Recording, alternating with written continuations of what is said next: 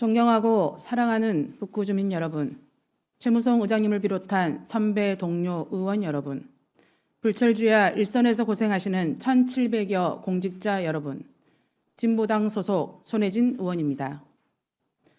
저는 오늘 민선 7, 8기 6년 반이 지나는 동안 과연 집행기관에서는 42만 북구 주민의 대의기관인 북구의회에 대해 견제와 균형이라는 지방자치의 기본 원리를 지키며 소통하고 있는지 반문하기 위해 단상에 섰습니다.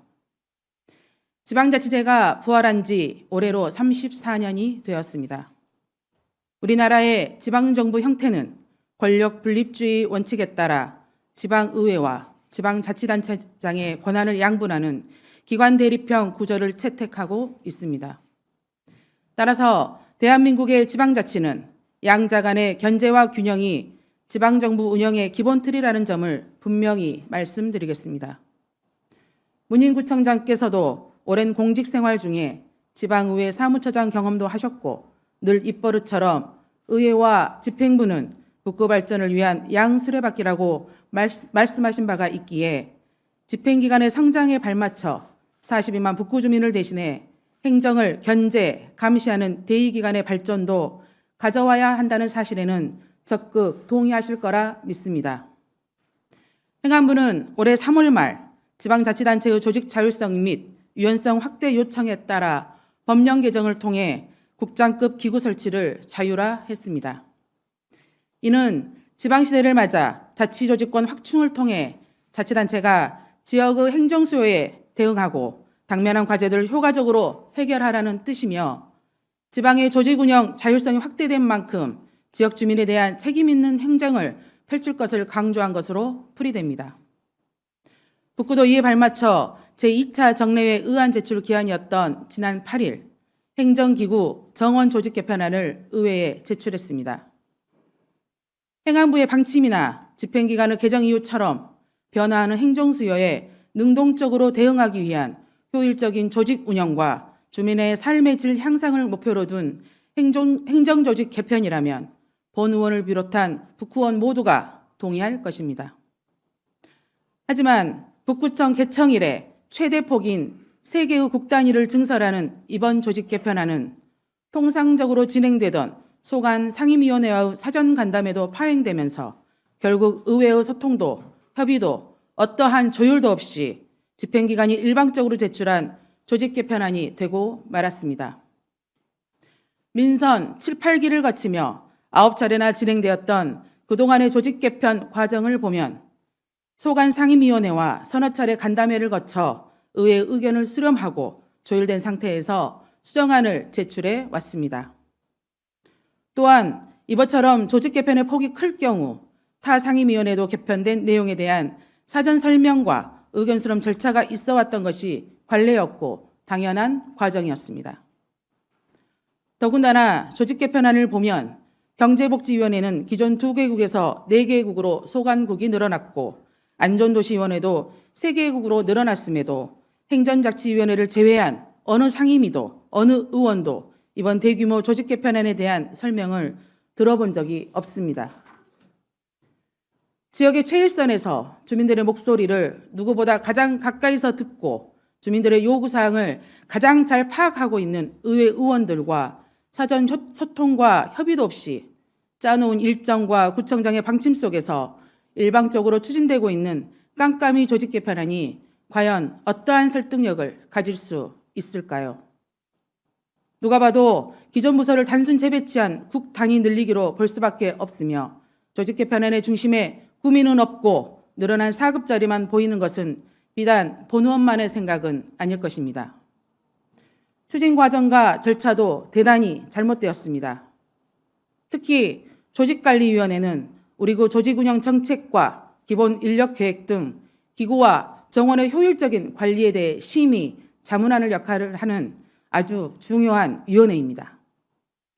위원회는 부구청장, 자치행정국장을 비롯한 변호사, 교수, 퇴직공무원, 그리고 북구의 의원 2명이 포함된 9명으로 구성되어 있습니다. 그런데 우리 구 각종 위원회 구성 및 운영 조례에는 위원이 출석하는 대면 회의를 원칙으로 한다고 분명히 규정되어 있음에도 국 단위를 3개나 증설하는 이번 조직 개편안을 정식 대면회의도 개최하지 않고 긴급한 사유라는 핑계로 주말이 포함된 불과 3일간의 입법 예고 기간을 활용해 서면 심사로 가름하고 말았습니다. 의회에서 지난 2019년, 2020년에도 계속해서 조직관리위원회 서면 심사의 부당성과 부실함을 지적해 왔음에도 또다시 서면 심사로 가름해버린 사실은 의회가 아무리 개선을 요구해도 집행기관은 전혀 받아들일 생각이 없다는 것이며 지방자치에 역행하는 의회 경시행정을 펼치고 있다는 반증이라고 생각합니다. 일반적으로 지방자치단체의 조직 개편은 급변하는 행정 환경에 대응하고 현안 중점 사업들의 추진 동력을 마련하기 위해 단행합니다. 그러므로 행정의 수혜자인 북구 주민들과의 충분한 소통을 통해 그 타당성을 점검해야 합니다. 하지만 북구 주민을 대표하는 의회의 소통과 협의 과정이 생략된 채 일방적으로 제출된 이번 조직 개편안은 주민 무시 행정을 펼치겠다는 태도로 볼 수밖에 없습니다. 또한 조직 내부적으로 올해 상반기 시행한 부서별 조직 진단 결과가 반영돼야 함에도 신설 및 인력 증원 요청은 거의 받아들여지지 않고 단순히 기존 부서들을 늘어난 국 휘하에 재배치하는 수준에 그치고 말았습니다. 더구나 단 한 명의 인력 증원도 없이 실제로는 전체 정원 1명이 감축된 상태에서 국 단위 설치 자율화라는 명분하에 3개국을 증설하면서 오히려 6급 단위 2개 팀이 감소하는 기현상이 벌어졌습니다. 행안부 지방재정통계 공개 시스템의 2023년 지방재정 분석평가를 보면 광주 북구의 개선 필요 사항으로 자체 경비 비율이 동종 유형 평균에 비해 높은 것은 직원수 증가에 따른 인건비 증가에 기인한 것이므로 조직 진단을 통해 중복 업무와 신설 업무의 타당성을 검토함으로써 인력의 효율성을 제고시켜 인건비 증가를 억제하고 효율적인 내부 경비 관리를 지속적으로 추진할 필요성이 있다고 공개되어 있습니다. 자체 수입 구조가 매우 열악한 우리 구의 재정 상황에서 행정 수요는 늘어나고 공무원 정원이 동결되었음에도 인건비 부담은 날로 커지고 있어 조직의 비대화보다는 기존 인력의 효율적인 운영 방안이 신중히 검토되어야 할 것입니다. 그동안 문희구청장 재임 기간 동안 북구 행정은 많은 사업을 펼쳐왔습니다. 기반 시설들이 확충되고 외부적으로 북구가 많은 변화와 발전이 있었다는 평가도 분명히 있습니다. 하지만 외부에 비친 긍정적 평가와는 다르게 조직 내부에서는 시대의 변화를 따라가지 못하고 민선시대에 맞지 않는 밀어붙이시기 행정을 펼치고 있다는 비판 여론 또한 많습니다.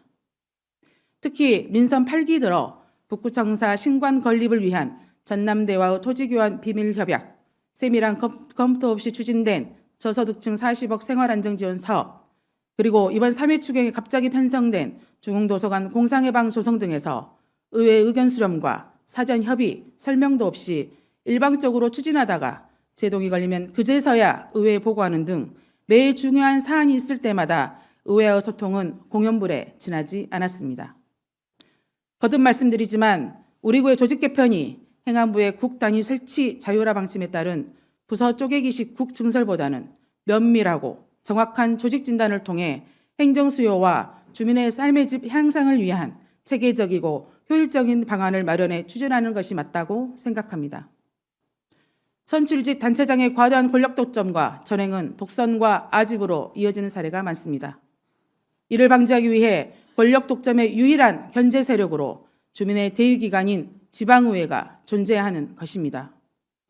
북구의회는 구청장을 도와주기 위해 존재하는 기관이 아닙니다.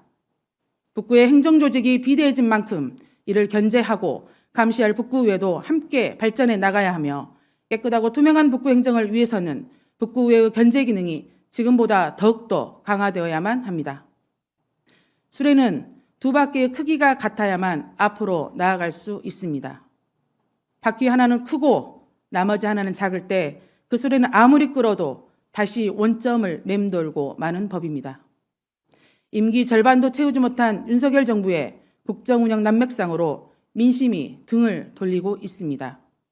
이럴 때일수록 주민 중심의 풀뿌리 민주주의가 바로 서야 합니다. 문인구청장과 집행기관은 주민을 최우선에 두고 주민을 주인으로 섬기는 진정한 지방자치의 실현, 그 길에 지방자치단체와 지방의회가 함께 상생하고 협치해야 한다는 사실을 명심하길 바라며 이상으로 본 의원의 5분 자유 발언을 마치겠습니다. 경청해 주셔서 감사합니다.